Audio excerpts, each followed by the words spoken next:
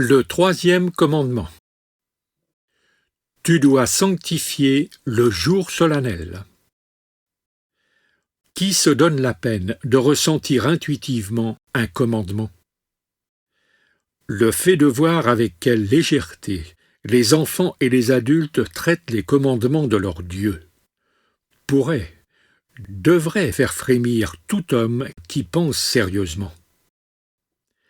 Les commandements sont appris à l'école et expliqués superficiellement. L'être humain est content d'en connaître le texte et d'être capable d'en donner quelques explications, tant qu'il risque de se voir interrogé à leur sujet. Dès qu'il quitte l'école et entre dans la vie active, il en oublie vite le texte, et donc également le sens.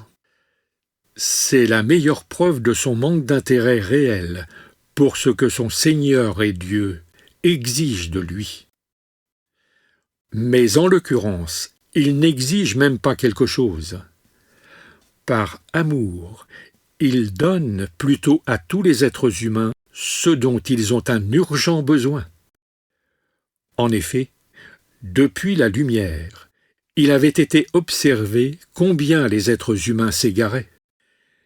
C'est pourquoi, tel un fidèle éducateur, Dieu leur a montré le chemin menant à l'existence éternelle dans le lumineux royaume de l'Esprit, donc à leur bonheur, alors que le refus de s'y conformer doit conduire les êtres humains à leur malheur et à leur perdition. En fait, c'est précisément pour cela qu'il n'est pas juste de parler de commandement. Il s'agit bien plus de conseils bien intentionnés qui indiquent le bon chemin à suivre dans la matière que les esprits humains eux-mêmes ont eu le désir d'apprendre à connaître. Mais même cette belle idée n'a aucun effet sur l'être humain. Il s'est littéralement beaucoup trop entêté dans le dédale de ses propres pensées et ne veut rien voir ni entendre en dehors des conceptions toutes faites qu'il s'est lui-même construites à l'aide de son petit savoir terrestre. Il ne sent pas combien la matière l'entraîne sans cesse plus loin, toujours plus loin, jusqu'au point limite où, pour la dernière fois, il sera placé devant un choix, la décision qui reste alors déterminante pour son existence entière. Après quoi, il doit suivre jusqu'à la fin ce chemin qu'il a choisi, sans pouvoir revenir en arrière, même si à la fin, il parvient encore à la reconnaissance. Mais alors, il sera trop tard, et cela ne contribuera qu'à amplifier ses tourments.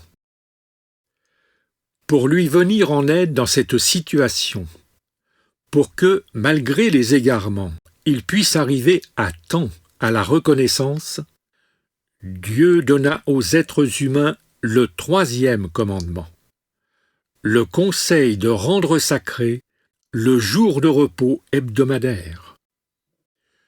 En accomplissant ce commandement, tout être humain aurait peu à peu senti au fil du temps naître en lui le désir de se rapprocher de la lumière, et cette nostalgie aurait fini par lui ouvrir le chemin ascendant, menant à la réalisation de ses aspirations qui, en devenant toujours plus intenses, se seraient concentrées en prière.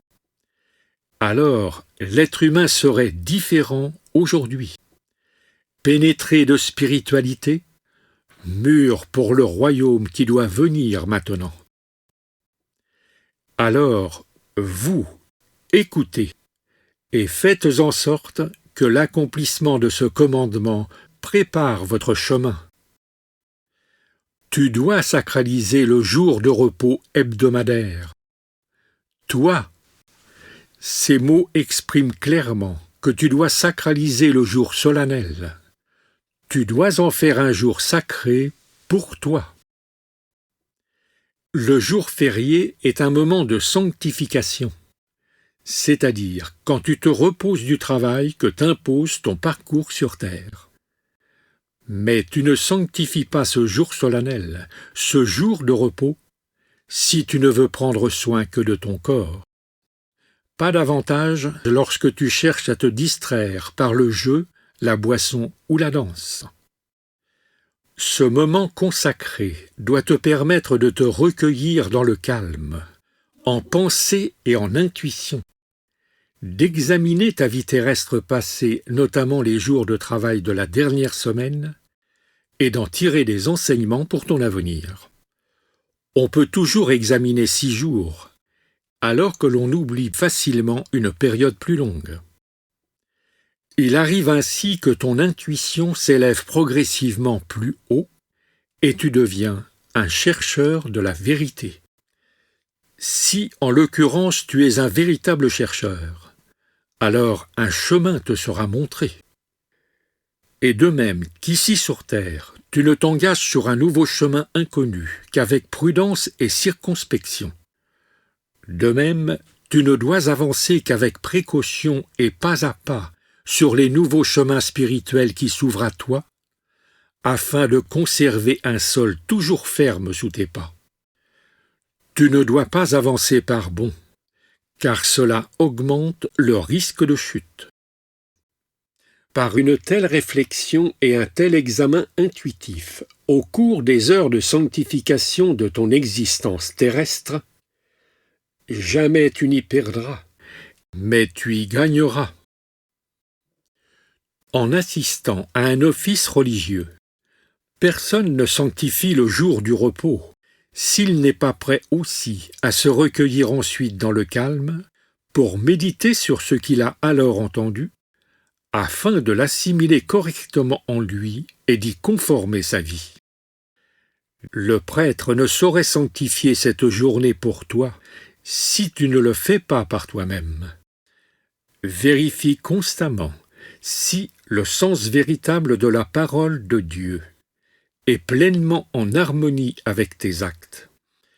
De cette manière, tu sanctifieras le jour de repos, car alors, grâce à ton recueillement silencieux, il aura acquis la teneur requise afin de remplir la fonction pour laquelle il a été établi.